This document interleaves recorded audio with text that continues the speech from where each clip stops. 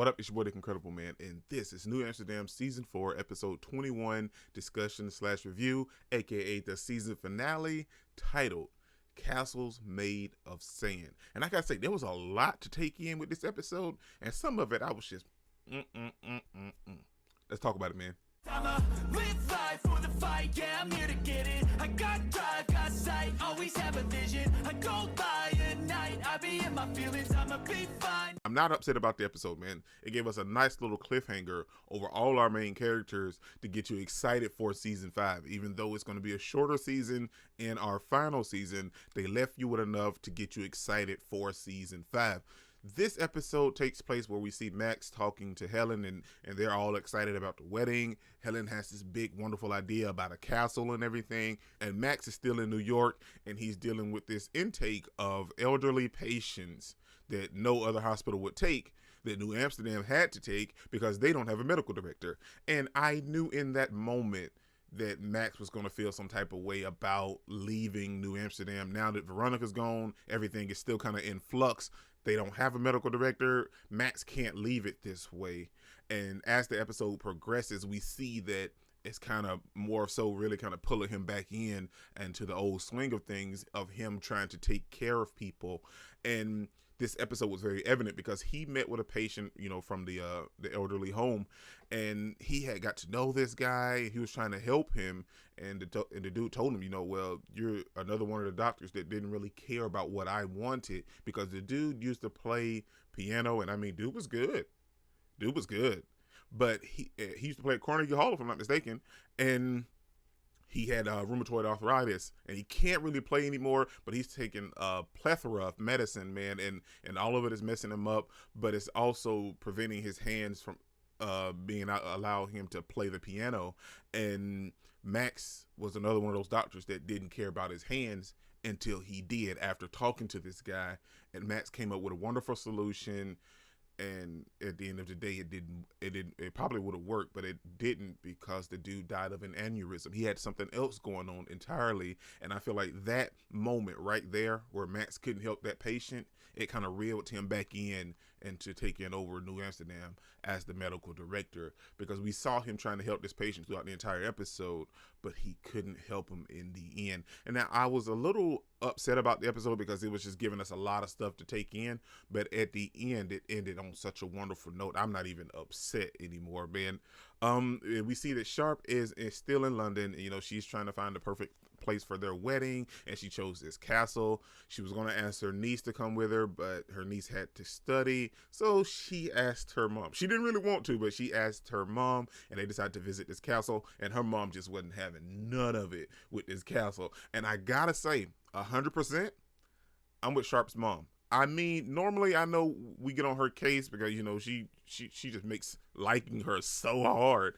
But when it came to this point of her talking about the castle, about who made the castle, this lady trying to give you all this rich history about this castle, well, it wasn't, it ain't like they built this castle, you know what I'm saying? So I can understand where her mom's coming from.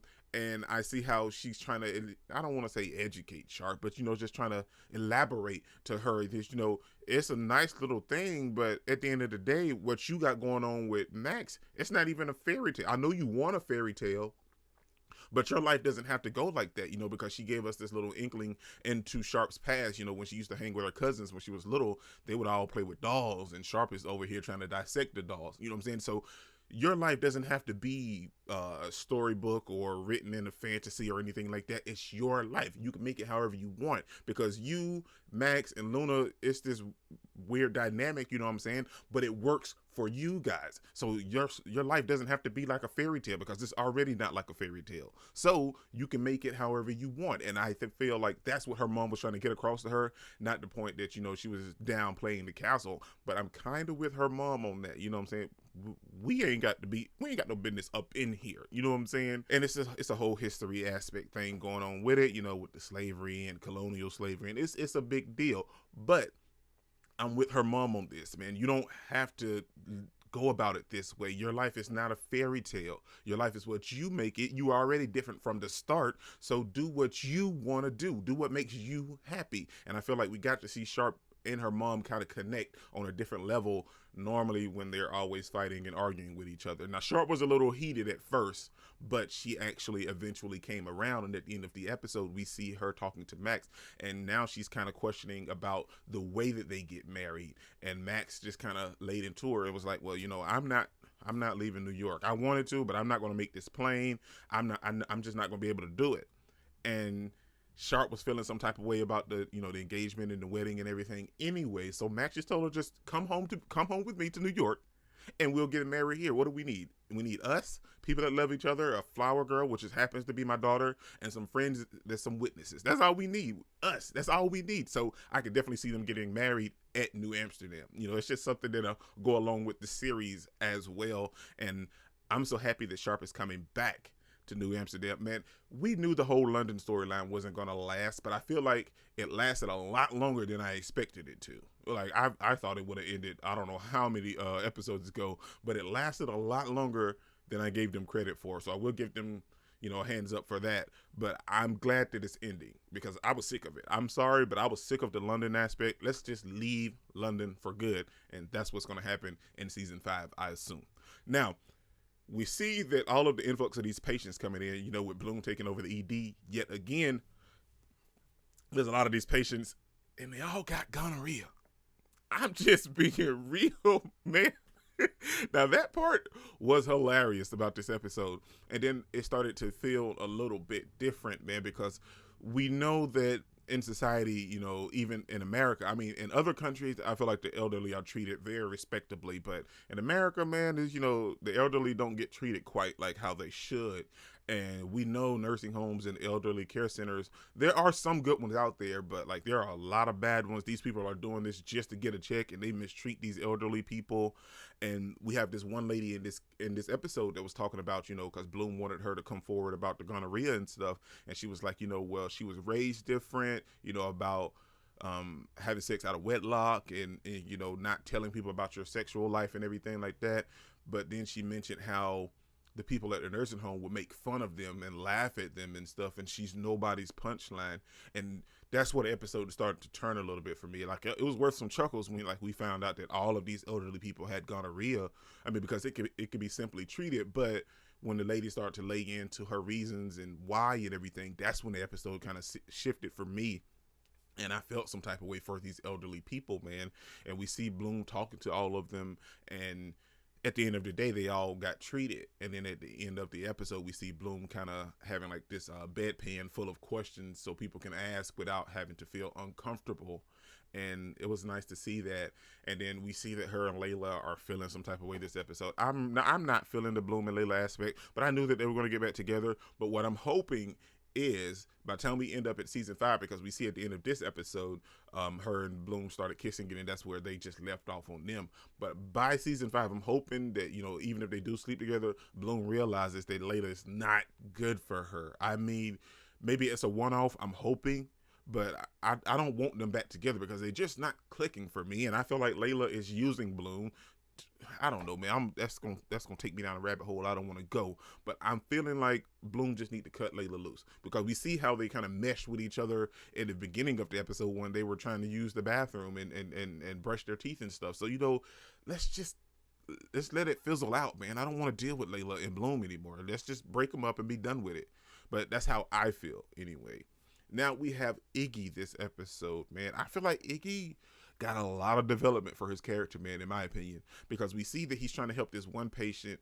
Well, he's not technically a patient. He's a member of staff that he helps the elderly people, but he's running himself ragged, you know what I'm saying? Because he's overworking himself and he's causing panic attacks of himself because he's constantly taking care of the elderly people and not taking care of himself. So Iggy sits him down and talks to him, but while he's talking to him, Iggy kind of has this realization of that's what's happening in his relationship with Martin as well. Because in this episode, we also see, you guys remember that Iggy wasn't touching patients anymore because, he had got too friendly with them.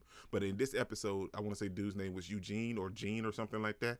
At the end, when Iggy was kind of comforting him, he touched his shoulder. And I was like, dude, that's huge, man. Iggy hasn't touched a patient in a minute, man. So him doing that, I feel like that gave him that realization, if you will. And he confronted Martin when he got home. big ups to Iggy, man, because he just laid it out all flat for Martin. It's like, I've been working like a dog to get myself, to try to fix our relationship, to make it better and everything. And I kind of feel like I'm on Iggy's side a little bit. I mean, maybe if we got just a little bit more of an inkling as to what Martin has been doing, but from the aspects that we've seen in like the beginning of this episode with the sweater and how he kind of just broke things up because he assumed something happened between him and Trevor and everything like that, I'm kind of on Iggy's side a little bit. Now, I could be wrong. Martin didn't refute it this episode either, so maybe Iggy might be onto something. Martin just sees him as broken, and fixing him, that makes their relationship work. I don't know, man. Iggy may be onto something. Dude, that's a lot to take in, man. But we'll have to see how it goes in season 5, because like I said, they left everything with cliffhangers, man. Then we have Floyd this episode. Floyd went to find his father, and he found his auto body shop, but he's not there, so he had to go to work. And then that's where it comes in with the elderly patients that needed surgery. And I feel like Floyd was distracted, and he took on all those patients because, he found out that his father used to be sick and stuff. So like his mind was clouded when he took on those patients. But in the long run, there was a lot of complications, but in the long run, it ended up working out for the benefit of those patients and all of the other surgery doctors. They was like, hey man, we said some stuff in the beginning, but now we understand, and it worked out for the better, and now they got a better working relationship. But at the end of the episode, we see Floyd going to the apartment complex and meeting this guy that's on the outside that won't look him in the eye. That's possibly his father. I mean, I figured that would be his father. I mean, that just was a given. That's how TV works, that he would bump into him like that. And he called his sister and was like, well, I found dad. And then, that's it. So the cliffhangers are there, and they're going to get you enticed for season 5. But I got to say, man, overall, the episode ended way better than it started, in my opinion.